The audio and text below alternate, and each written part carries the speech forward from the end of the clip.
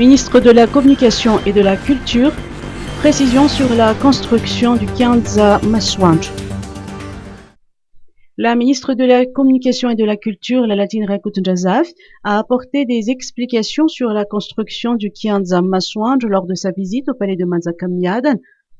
Cet membre du gouvernement a fait savoir que la construction du Kianza n'est pas une copie de Colisée.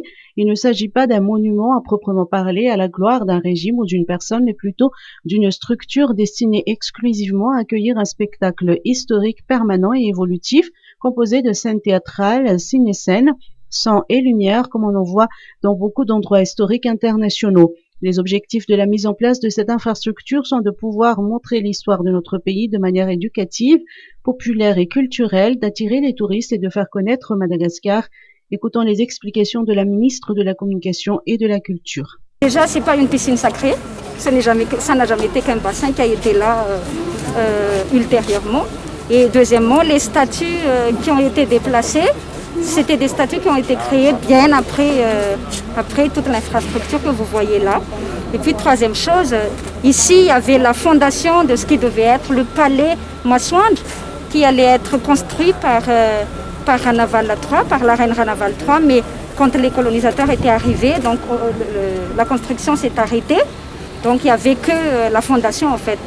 Et nous, le président de la République, l'État malagasy, le gouvernement dans son ensemble veulent que, comme on est à la veille du retour de l'indépendance, du 60e anniversaire du retour de l'indépendance, nous on s'est dit que c'est un grand symbole de notre souveraineté, de notre indépendance, que de, on va dire, construire sur ce qui n'a pas pu être fait à l'époque.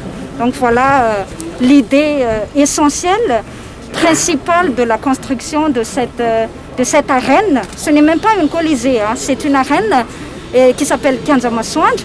Et cette arène-là va être exclusivement destinée à tout ce qui est représentation historique, c'est-à-dire de tout ce qui était l'histoire de nos rois, de nos reines, les grands acquis du temps de la royauté et tout ça.